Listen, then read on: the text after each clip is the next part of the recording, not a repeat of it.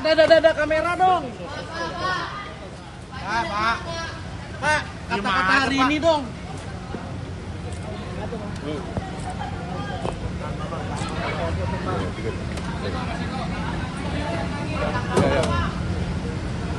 Bang Ali, naik dulu Bang Ali. Udah.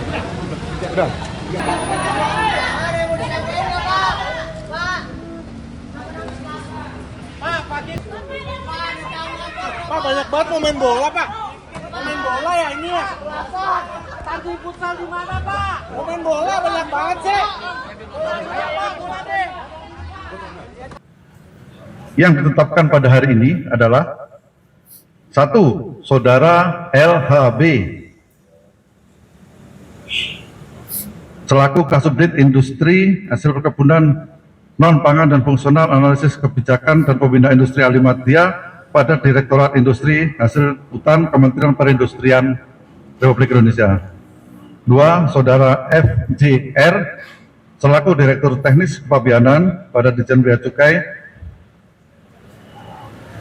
Kemudian Saudara MZ selaku Kepala Seksi Penyuluhan dan Layanan Informasi KPBJ Pekanbaru.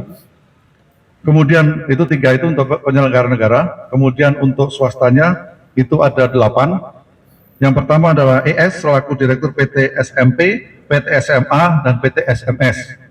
Kemudian Saudara ERW selaku Direktur PT BMM.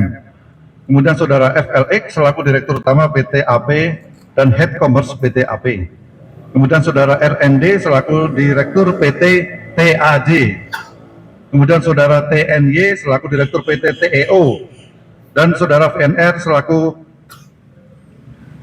Kepala Kantor Wilayah DCCB Bali, NTB, dan NTT yang sekarang ini.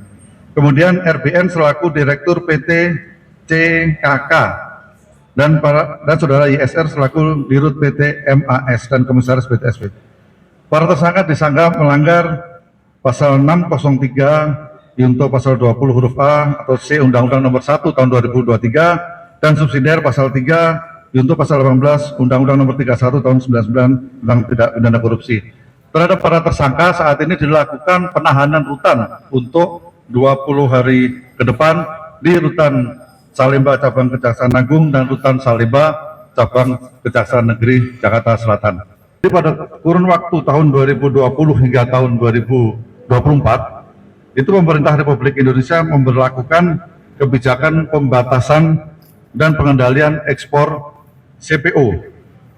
Itu sebagai upaya untuk menjaga ketersediaan minyak goreng dalam negeri serta stabilitas harga bagi masyarakat. Jadi kebijakan tersebut dilaksanakan melalui mekanisme Domestic Market Obligation atau DMO, di mana para produsen yang akan mengekspor CPO itu harus menyisihkan atau memprioritaskan beberapa persen produknya harus dijual di dalam negeri, itu untuk CPO.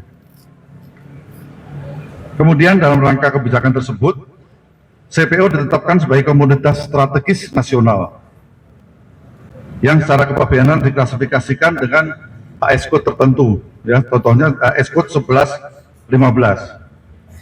Namun dalam pelaksanaannya, penyidik menemukan adanya penyimpangan berupa rekayasa klasifikasi komoditas ekspor CPO, ya, yang secara substansi merupakan CPO berkadar asam tinggi yang sengaja diklaim sebagai POME atau PAU dengan menggunakan HS code yang berbeda, di mana HS code ini diperuntukkan bagi residu atau limbah padat dari CPO.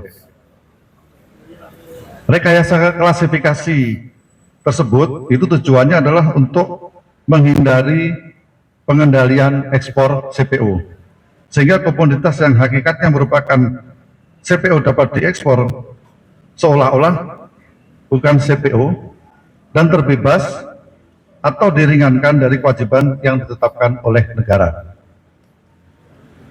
Hal ini terjadi karena adanya penyusunan dan penggunaan peta hilirisasi industri kelapa sawit yang belum berbentuk peraturan yang memuat komoditas serta spesifikasi teknis yang tidak dikenal dalam sistem klasifikasi internasional, akan tetapi tetap dijadikan acuan oleh aparat.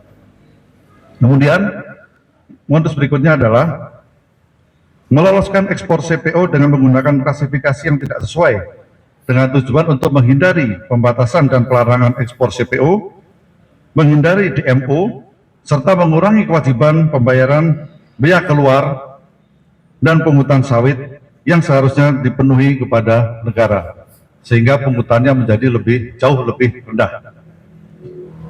Serta adanya kickback atau pemberian imbalan kepada oknum pejabat negara yang dilakukan untuk meluluskan proses administrasi dan pengawasan ekspor tersebut.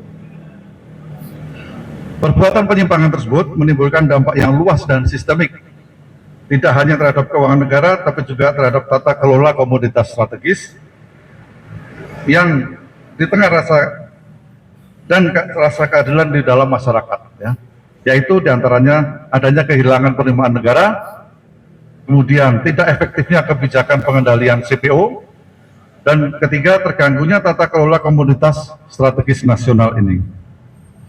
Bahwa untuk kerugian keuangan negara dalam perkara tersebut, perkara ini itu masih dalam proses penghitungan oleh tim auditor.